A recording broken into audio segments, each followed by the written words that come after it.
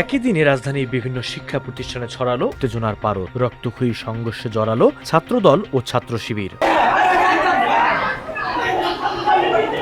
ঘটনার সূত্রপাত সকালে জগন্নাথ বিশ্ববিদ্যালয়ে। সেখানে দুই পক্ষের ধাক্কাধাক্কি ও রক্তক্ষয়ী সংঘাতের জেরে ছড়িয়ে পড়ে চরম উত্তেজনা। এর রেশ ধরেই দুপুরের দিকে ঢাকা কলেজ ক্যাম্পাসে সংঘর্ষে জড়িয়ে পড়ে দুই পক্ষ। তবে সবচেয়ে ভয়াবহ রূপ নেয় রাজধানীর বকশীবাজারের সরকারি আলিয়া মাদ্রাসায়। হলের রুম দখল, বহিরাগত প্রবেশ আর কক্ষে তালা লাগানো নিয়ে দফায় দফায় দুই ছাত্র সংগঠনের মধ্যে চলছে ধাওয়া পাল্টা ধাওয়া।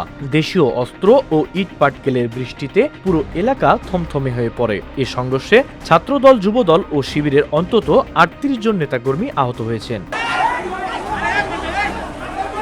হামলা ও রুম দখলের পাল্টা অভিযোগ তুলছে দুই পক্ষই। পরিস্থিতি নিয়ন্ত্রণে রাখতে এসব এলাকায় মোতায়েন করা হয়েছে অতিরিক্ত পুলিশ।